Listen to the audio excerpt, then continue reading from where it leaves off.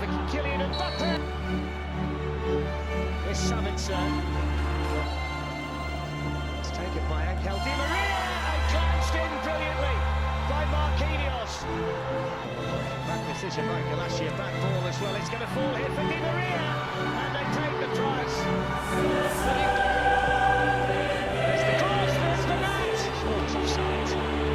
This is Gnabry on the move for Bayern Munich, and they're struggling to. Oh, that's sensational!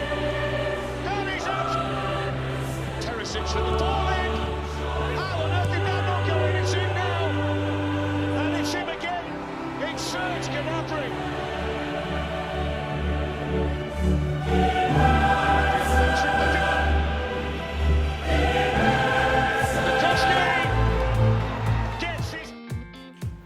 Kita ketemu lagi dalam channel Bung Ropan, dan kali ini spesial sekali ya, bahwa kita akan membahas final Liga Champions untuk 2020, mempertemukan antara PSG, Paris Saint-Germain, wakil dari Prancis, akan berhadapan dengan Bayern Munchen, wakil dari Jerman.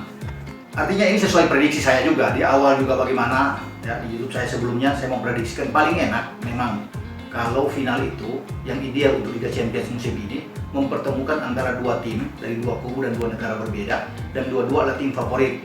Nah, memang benar-benar terjadi pada saat ini ya, di mana PSG mampu meredam wakil Jerman lainnya, RB Leipzig, ya, dengan 3 gol. Kemudian Munchen juga mampu mengatasi wakil Prancis lainnya, Olympique Lyon, juga dengan 3 gol.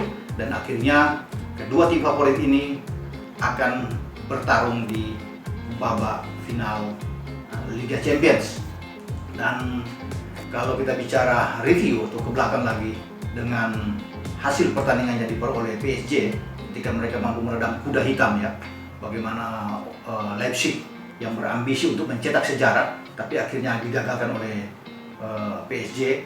Dari PSG memang unggul kalau saya melihat dari statistik yang ada ya, bagaimana mereka unggul di semua aspek. Artinya dalam penguasaan bola mereka juga 58% unggul. Kemudian bagaimana mereka melepaskan tembakan ke gawang Leipzig, 14 tembakan dengan 9 on target. Leipzig juga saya pikir ikut melawan ya, artinya dengan melepaskan 14 tembakan walaupun sedikit dalam hal on target ya, dan kalah dalam penguasaan bola atau ball position, tapi mereka ikut memberi perlawanan. Tapi memang pengalaman yang dimiliki oleh PSG itu yang membuat mereka unggul dengan kualitas, tentunya kualitas yang memberikan mereka rasa percaya diri, Neymar dan kawan-kawan.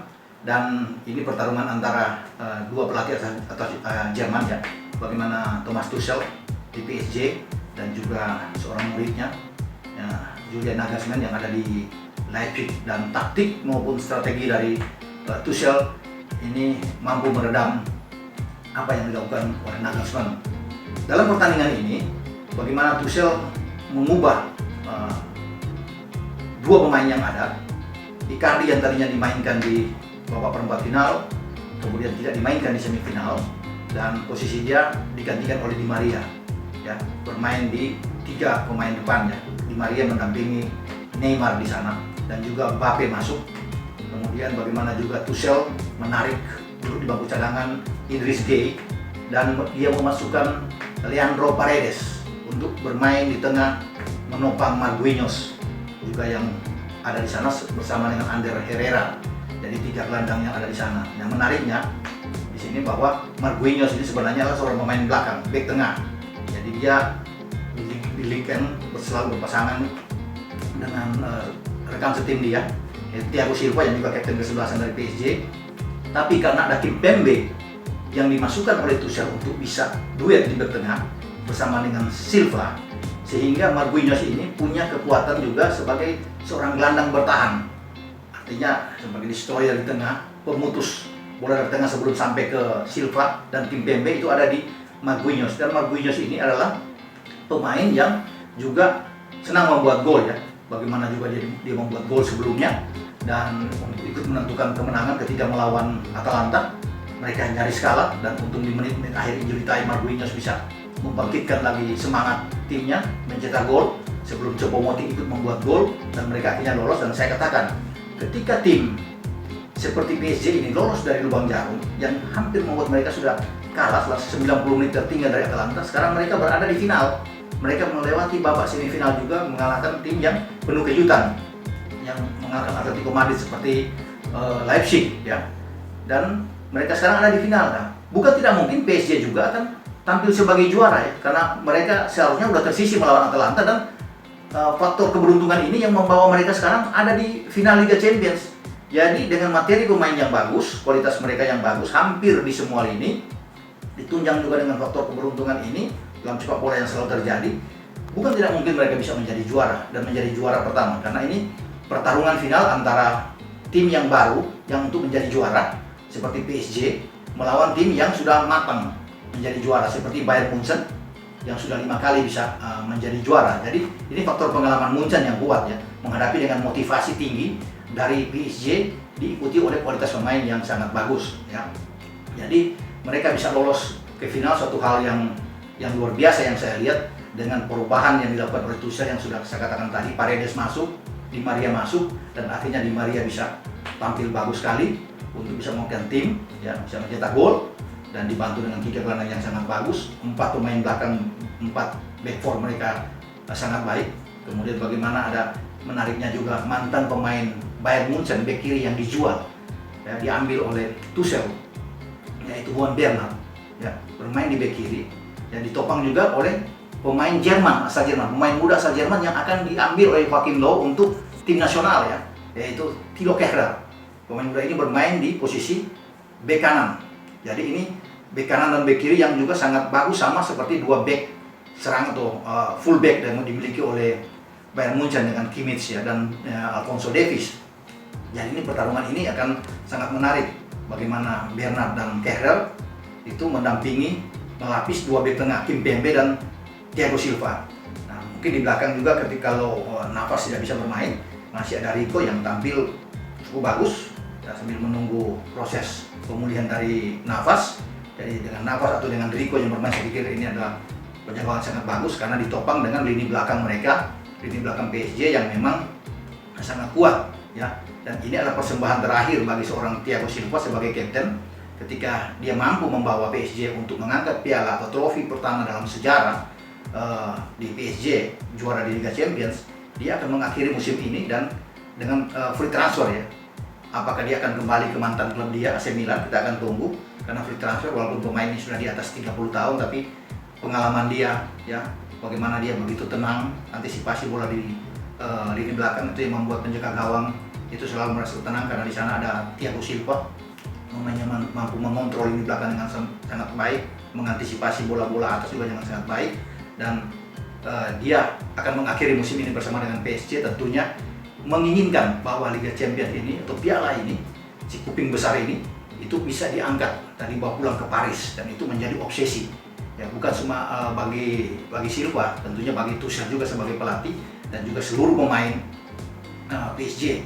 Nah, saya tidak tahu apakah Neymar ini bisa dimainkan atau tidak, karena dia agak melanggar protap untuk kesehatan ya, ketika sekarang lagi sibuk dengan pandemi COVID, di mana dia bertukar kaos yang dilarang sebenarnya oleh UEFA, dan ini Neymar harus akan mendapat satu karantina, tapi tidak tahu dengan proses apakah dia dimainkan atau tidak dimainkan. Ini akan berbahaya karena dia bertukar kostum dengan pemain belakang tim nasional Jerman yang ada di Leipzig, yaitu Hasenberg, dan ini ketangkap kamera dan akan diselidiki dan dilihat untuk apakah dia betul-betul melanggar dan dilarang main. Kalau Neymar tidak bermain, ini akan menjadi kerugian besar saya pikir bagi PSG yang berambisi merebut Liga Champions ya, karena dengan hanya mengandalkan, walaupun mereka punya pemain yang bagus di depan, masih ada Di Maria, masih ada mungkin Icardi yang bisa menggantikan posisi Neymar kalau Neymar tidak bisa bermain, masih ada Mbappe, jadi saya pikir kuat. Tapi bagaimanapun Neymar adalah roh permainan dari PSG. Nah, kalau dengan Neymar ini akan jauh lebih baik PSG untuk bisa mengatasi Bayern Munchen, tim yang juga sangat produktif dalam mencetak gol, tim yang berpengalaman, dan saya pikir Munchen juga difavorit dalam pertandingan ini ya. Jadi akan sangat berbahaya PSG ketika mereka tampil tanpa Neymar, tapi mudah-mudahan jika Neymar diizinkan untuk bisa bermain, tidak dilarang oleh UEFA. Ini akan menjadi suatu tontonan yang bagus karena Tuchel sebagai orang Jerman akan bertarung juga dengan kompatriotnya pelatih Jerman Hansi Flick yang ada di kursi pelatih Bayern Munchen. Jadi ini sangat menarik ya, pertarungan antara dua pelatih asal Jerman untuk bisa menerapkan taktik dan strategi masing-masing. Tuchel tentunya akan menerapkan, tidak akan mengubah pemain di belakang, tetap dengan 4 back sejajar, kemudian ada 3 gelandang dan 3 pemain depan. Tinggal tergantung bagaimana dia bisa ngelas, apakah Paredes tetap akan dipertahankan atau Idris Gueye kembali akan masuk. Kalau Neymar tidak ada, pasti Icardi akan masuk untuk bersama dengan Di Maria dan Mbappe. Sementara 2 posisi tengah, Ander Herrera akan tetap dimainkan bersama dengan Marquinhos karena ini pemain yang sangat bagus. Artinya tinggal kita melihat di sini satu pemain slot di tengah ini, apakah Gueye yang tampilkan atau Paredes. Mereka juga masih punya Sarabia yang bisa dimainkan dalam hal ini. Jadi saya pikir ini suatu hal yang bagus bagi PSG, tentunya bagi pelatih Tuchel. Nah, bagi Hansi Flick, mereka ingin mengejar posisi untuk bisa menjadi juara, menyapu bersih semua piala. Mereka sudah juara di Bundesliga, sudah juara Pokal, sama dengan PSG yang sudah menyapu 3 piala di Prancis. Dan PSG tentunya ingin merebut Piala Champions, sama seperti Bayern Munchen yang juga ingin meraih untuk ke-6 kalinya dalam sejarah mereka menjadi juara Liga Champions. Jadi komposisi pemain yang ada, mereka sama seperti ketika mereka mencetak 3 gol tanpa balas menghadapi Lyon di semifinal. Jadi terutama 2 pemain double pivot yang ada di sini adalah Thiago dan juga Leon Goretzka. Ini tetap akan dipertahankan dalam posisi yang fit ya.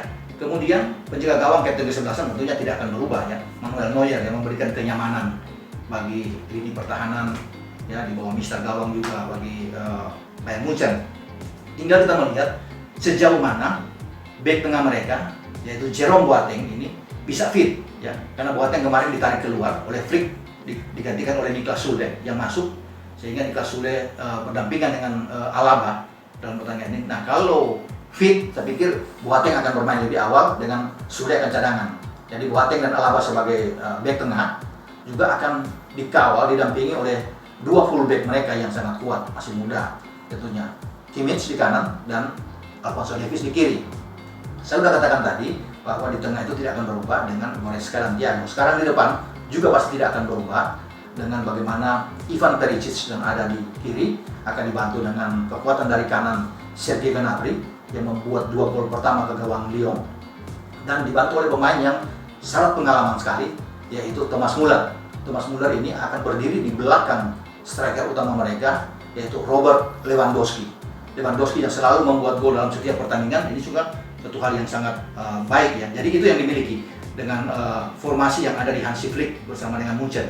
4 pemain belakang, 2-3 gelandang yang ada di depan lagi dengan 1 striker. Jadi 4-2-3-1 akan menghadapi formasi dari Tuchel PSG dengan 4-3-3. Nah, melihat dari formasi ini, dua-dua memang akan bermain dengan secara terbuka. Munchen tidak mungkin, kita sudah tahu bersama. Mereka adalah tipikal yang suka sekali bermain dengan gaya terbuka, sangat ofensif, terus menyerang, karena memang itu filosofi mereka, terus bermain dengan gaya menyerang, karena mereka didukung oleh pemain-pemain yang bagus. Tidak hanya bergantung terhadap seorang Lewandowski, walaupun ini pencetak gol utama mereka, tapi mereka punya kekuatan yang merata dalam hal mencetak gol. Gnabry kita lihat membuat gol ketika Lewy tidak bisa berfungsi, dia akan membuat gol. Müller juga akan beroperasi di belakang, akan muncul selalu dengan posisi yang sangat berbahaya. Kemudian Perisic dengan umpan-umpan yang sangat bagus, dibantu oleh 2 gelandang mereka yang mengatur ritme permainan, Goretzka dan Thiago. Saya pikir yang menguntungkan bagi Munchen ya. Di samping tentunya 2 bek mereka yang begitu kuat dalam hal menyerang ya. Saat menekan mereka dari depan, saat ditekan juga mereka cepat berbalik belakang, Kimmich dan Alphonso. Kekuatan bagi Munchen, artinya mereka juga punya pemain-pemain pengganti yang sangat bagus. Corentin Tolisso ya, juga pemain dari Prancis yang selalu menjadi pemain yang menggantikan masuk di babak kedua, pemain yang sangat bagus di tengah. Ada juga Coutinho yang juga bisa dimainkan di sini. Dan ketika perubahan terjadi di belakang dengan gelandang yang harus ditarik, apakah Thiago yang mungkin kecapean atau Goretzka, ketika terjadi pergantian, ini akan dilakukan oleh seorang Hansi Flick, yaitu memasukkan Benjamin Pavard. Benjamin Pavard ini akan bermain dari posisi bek kanan. Nah, di sana ada Kimmich. Kemudian Kimmich akan didorong bermain sebagai gelandang bertahan di atas Boateng dan Alaba. Nah ini ya, Kimmich juga punya keahlian yang bisa bermain dalam dua posisi yang berbeda ya. Bek kanan ketika Bapak aja dia bermain di tengah. Dengan catatan kalau Thiago ditarik keluar, masuklah Coutinho atau masuknya Tolisso di sini atau Goretzka yang ditarik keluar, sehingga mereka butuh seorang gelandang yang betul-betul bisa bertahan dengan baik, dan itu ada pada Joshua Kimmich yang bisa bermain di depan Alaba dan Boateng, sehingga Pavard sebagai bek kanan ini akan banyak membantu dari sisi kanan. Jika Davies pemain yang cepat, pemain asal Kanada ini yang juga mendapat perhatian luar biasa akhir-akhir ini, ditarik keluar misalnya, dia ditarik keluar, mereka masih punya ada Lucas Fernandes yang bisa bermain dari sisi ini. Jadi komposisi pemain yang ada di bench Bayern Munchen ini itu semua sangat kuat, sama dengan yang ada di starting 11 mereka. Saya pikir itu juga yang dimiliki oleh PSG. PSG punya pemain-pemain yang sangat bagus di bench. Jadi ini pertandingan yang sangat seru yang akan kita saksikan. Kemudian banyak yang bertanya, siapa yang akan menang, Bung, untuk dalam pertandingan ini? Saya pikir ini adalah 50-50 ya. Tergantung bagaimana nantinya di lapangan, tapi bagaimanapun dalam sepak bola kan harus ada pemenangnya. Nah, dalam kondisi seperti ini, saya cenderung mengatakan bahwa PSG ini punya peluang untuk bisa memenangkan pertandingan karena motivasi mereka ya. Walaupun mereka berhadapan dengan tim yang sangat kuat seperti Munchen, mereka punya kans untuk bisa memenangkan pertandingan. Artinya, dengan 5-5-4-5, saya lebih ke PSG saya pikir ya. PSG yang kali ini harus bisa menang ya. Kalau Munchen kan sudah keseringan menang, tapi mereka harus punya sejarah, sehingga ada cerita menarik lah di balik pandemi saat ini, bahwa dengan home turnamen di Portugal ada tim juara baru yang muncul, yaitu Paris Saint-Germain. Jadi itu yang saya inginkan di sini, mereka bisa menang dengan presentasi 5-5-4-5, skor 1-0 dan juga 2-1. Tidak akan banyak-banyak dengan komposisi pemain yang hampir sama secara kualitas, gol tidak akan banyak di sini. Tergantung dari pertahanan dari Silva dan kawan-kawan di belakang untuk betul-betul mengawasi Müller, Lewandowski dan Gnabry. Jika ini tiga pemain bisa dihentikan, mereka bisa memenangkan pertandingan. Oke guys, terima kasih. Sampai jumpa.